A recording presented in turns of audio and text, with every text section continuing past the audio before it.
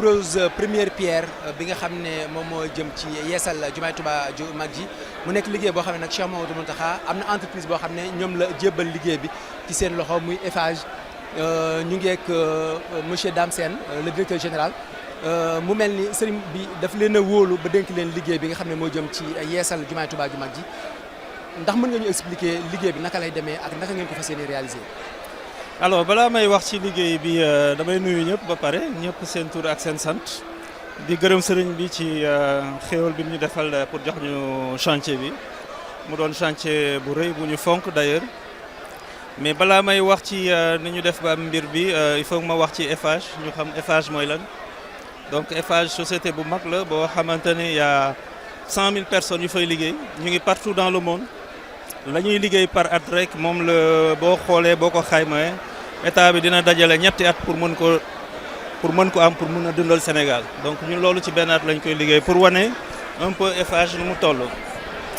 donc mu doon bi ñu wootee appel d'offre également mu doon dossier boo xam ne on l'a bien travaillé parce que ku xam liggéey sëriñ bi xam ne du liggéey bu ndaw donc ñu préparé ko bu baax donc techniquement on a réussi à produire un très bon dossier boo xamante ni moo ñu permettre ñu am liggéey bi incha allah voilà. nga expliquer ñu li nga xam ne moo jëm ci liggéey bi ak naka ngeen ko fas yéene réaliser ak kañ ngeen di door liggéey bi.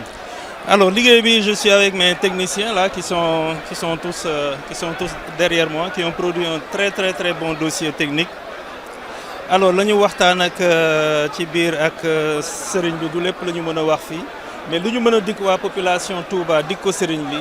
mooy dinañ leen defal liggéey bi vraiment ni ñu ko bëggee ci délai bi ngeen ko bëggee incha allah donc loolu moom lu ñu mën a garantir sëriñ bi la te mu doon loo xamante ne également chantier boo xam ne bu ñu neex la parce que liggéey nañ façon liggéey bu nekk mais liggéeyu sëriñ bi mosuñu ko def donc c'est la première fois ñu jël liggéey sëriñ bi liggéey bu toll ni liggéeyu mosquée et incha allah li ñu mën a promettre waa Touba mooy dinañ ko def comme ni mu ko waree comme ni ñu ko bëggee ak dans les délais yi nga xamante ne moom ngeen bëgg incha allah.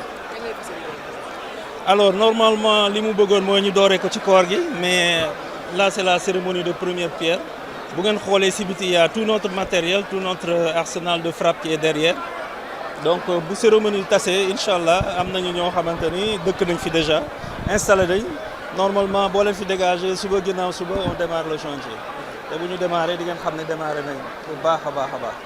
première phase bi nan la pardon première phase liggéey bi nan lay doon. alors loolu je pense Omar moo la koy mën a gën a expliquer mais il y a une phase de démolition mais il y a la phase extension de la mosquée boobu lañ gën a bëgg sëriñ boobu la gën a yàkkamti ñu démarrer ko parce que effectivement mosquée bi amul toilette amul dara donc il faut démarrer par la phase extension qui est devant la mosquée et après on va attaquer la phase démolition reconstruction voilà. Alors, en français monsieur le directeur général Eiffage Sénégal. Aujourd'hui, le khalife général des Mourides vous a confié ce grand projet, ce chantier pour la rénovation de la grande mosquée de Touba. Est-ce que vous pouvez nous expliquer les travaux, comment vous allez y procéder? Alors, je tiens d'abord à saluer la population de Touba, saluer également le marabout et le remercier vivement de nous avoir confié ce chantier qui, en tout cas, que l'on a réussi à obtenir après une vive compétition avec d'autres sociétés. Je pense que nous avions produit un dossier technique qui est assez élevé, donc un dossier technique qui est très parfait et qui a satisfait le comité technique. Et donc effectivement le marabout nous a choisi et on le remercie vivement. Il a choisi un Eiffage qui fait partie d'un très grand groupe, un groupe qui fait plus de 100 000 personnes, un chiffre d'affaires qu'on pourrait comparer à 3 fois le budget de l'État du Sénégal pour une année. Et donc voilà, c'est de la confiance et nous ferons tout pour mériter cette confiance-là également. Alors très bientôt, ils avaient souhaité qu'on démarre les travaux là, pendant le Ramadan. Bon, malheureusement, il y a eu quelques petits blocages qui ont fait que la cérémonie de pose de première pierre ne puisse se passer qu'aujourd'hui.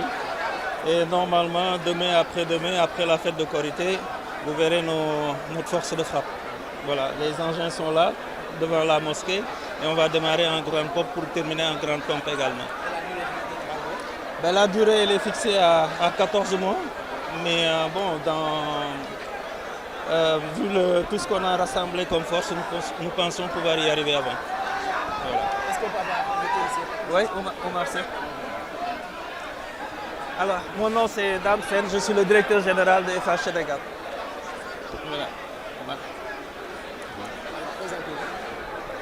Asalaamaaleykum man maa ngi tudd Omar Seck nekk Eiffage donc depuis 26 ans ci ren. Est-ce que mën nga ñu expliquer techniquement liggéey bi ngeen war a def ci jumaa ji? waaw liggéey bi ñu war a def ci jumaa ji ñaari phase la dafa am phase mooy marché principal bi am beneen phase bu ñu tuddee avenant mooy extension bi.